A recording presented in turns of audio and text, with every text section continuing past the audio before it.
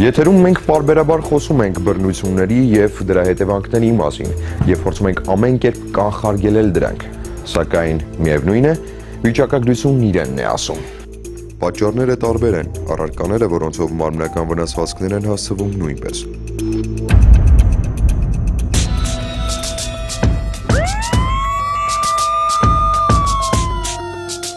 Բժշկական կենտրոններից հնչող ահազանգերը հաճախ տագնապալի են։ Մարմնական տարաբնույթ վնասվածքներով հիվանդանոց տեղափոխվածներին առաջին հերթին հետազոտում են վիրաբույժները։ Որոշ դեպքերում ստացված վնասվածքների պատճառով հիվանդանոց տեղափոխվածի կյանքը հնարավոր չի լինում փրկել։ Երբեմն սառը զենքով հասցված հարվածն ավելի բարդ ու ծանր է լինում, քան եթե տուժածը ստացած լիներ հրազենային վնասվածք։ Բժշկության մեջ մարմնական վնասվածքի աստիճանները 3-ն են՝ թեթև, միջին և ծանր։ Նույն դինամիկայով աճում է նաև քրեական պատասխանատվությունը։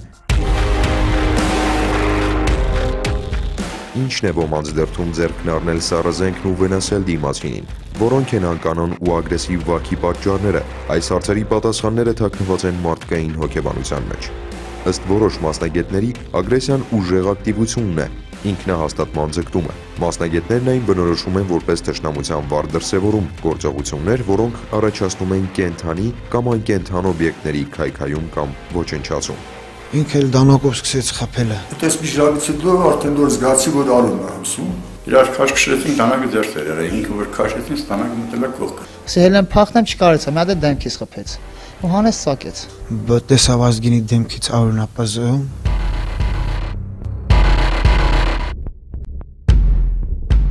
Բժշկությունն այս դեպքում իր անելիքներն ունի, ոստիկանությունը՝ իր։ Ինչպես մարմնական վնասվածք պատճառելու, այնպես էլ այլ հանցատեսակների ոլորտում ոստիկանությունն իրականացնում է նախականխման, կանխման և բացահայտման գործողություններ։ Այդ աշխատանքներում ներգրավված են ոստիկանության տարբեր ստորաբաժանումներ, սակայն ոլորտում առանցքային նշանակություն ունեն համայնքային ոստիկանները, որոնք համակարգի այն մասի ներկայացուցիչներն են, որ օր ու գիշեր առնչվում են իրենց վստահված տարածքների բնակիչների հետ։ Նրանցից լավ ոչ ոք տեղյակ չէ, թե որոնք են մարմնական վնասվածքներ հասցնելու հիմնական պատճառները։ Բազմաթիվ հանցագործություններ են կանխվել քաղաքացի ոստիկան վստահելի փոխգործակցության արդյունքում։ Հարևանի բնակարանից հնչող հայհոյանքների ու բակում հավաքվածների ագրեսիվ վարքի մասին տեղեկությունների հետևից շտապող ոստիկանը վերջին պահին բռնել է անդառնալիին գնացող քաղաքացու ձեռքը, փրկել մեկի կյանքն ու շտկել մյուսի ճակատագիրը։ Իր տարածքի բնակիչներին 5 մատի պես ճանաչող ոստիկաններն օպերատիվ իրավիճակը հսկում են 24 ժամ։ Ընտանեկան ոլորտում մարմնական վնասվածքների առաջացումը կանխարգելելու նպատակով տարվում են անհատական աշխատանքներ, այսինքն կան ընտանիքներ եւ հարևաններ շարունակական բնույթ են կնում ոնց մոտ իրավախախտումների կատարումը, այո, ընտանեկան ոլորտում նշված անձինք ընտանիքները հաշվառվում են ոստիկանության տարածքային ստորաբաժանման համայնքային ոստիկանության համապատասխան բաժանմունքում համապատասխան ծառայողների կողմից եւ իրականացվում են բարբերաբար աշխատանքներ իրականացում, թե իրավական, բացատրական, բազմաբնույթ աշխատանքներ։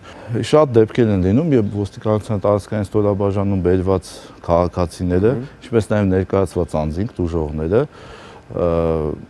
ընդունում են փաստը, արձանագրվում է, չեն հրաժարվում, չեն հերքում, երբ հասնում է այն փուլը, երբ պետք է հարց տրվի, թե ինչ պատճառով տեղի ունեցավ վիճաբանությունը, որի արդյունքում առաջացավ մարմնական վնասվածքը, մոտավորապես 50% դեպքերում եւ տուժողները եւ վնասված պատճառողները հանցագործություն կատարած անձինք չեն կարողանում հստակ պատճառը մտաբերել, վերհիշել։ Իսկ եթե վերհիշում են, զարմանում են։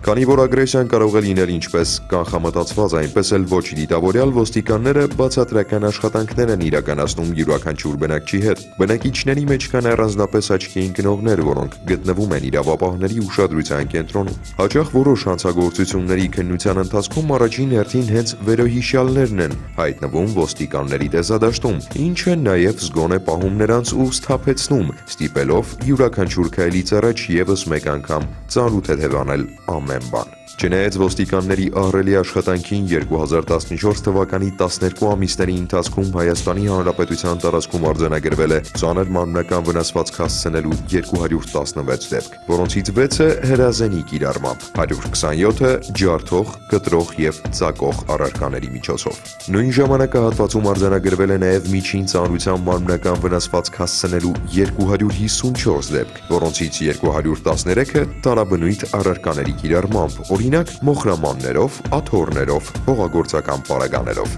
Մի քանի անգամ ավելի են մանր մարմնական վնասվածքների դեպքերը։ Դրանք հատում են 840-ի սահմանը։ Որոշ քաղաքացիներ տառապում են սին պատվախնդրության սինդրոմով։ Երեկոյան տնից դուրս գալիս օրինակ միջին կամ փոքր չափսերի դանակը դնում են գրպանն ու նոր գնում զբոսնելու։ Զբոսանքը ժամանակի ընթացքում վերածվում է որսի։ Մեկը թարս նայեց, մյուսը բարձր խոսեց իր հետ, երրորդն առհասարակ իր փայ օդն է շնչում։ Չորրորդը աչք դրեց իր աչք դրած աղջկա վրա ու դատարկ խոսակցությունն արդեն պատրաստ է։ Երակներում արյունը եռում է, ձեռքերը քոր են գալիս եւ գործը հասնում է ոստիկանություն ու հիվանդանոց։ Ծայրահեղ ելքից խուսափելու համար Պարեկապահակետային ծառայության գնդի ոստիկանները մի շարք այլ ստորաբաժանումների հետ համատեղ 24-ժամյա ծառայություն են իրականացնում մայրաքաղաքի տարբեր զվարճանքի կենտրոնների շրջակայքում։ Որպես կանոն, որոշ քաղաքացիների ագրեսիվ վարքն ակտիվանում է մասնավորապես ալկոհոլ ընդունելուց հետո։ Նման քաղաքացիներին սթափության կոչելու համար ոստիկանները շրջում են քաղաքում եւ հարկ եղած դեպքում օրինազանցին տեղափոխում բաժին, հակառակ պարագայում գուցե հնարավոր չլինի վերահսկել այդ քաղաքացու հետագա գործողությունները։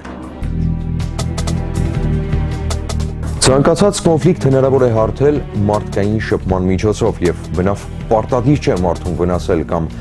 կյանքից զրկել սեփական այսպես կոչված ճիշտն ապացուցելու համար։ Ամեն դեպքում օրենքն անհանդուրժող է նման վարքագիծ ցուցաբերողների նկատմամբ։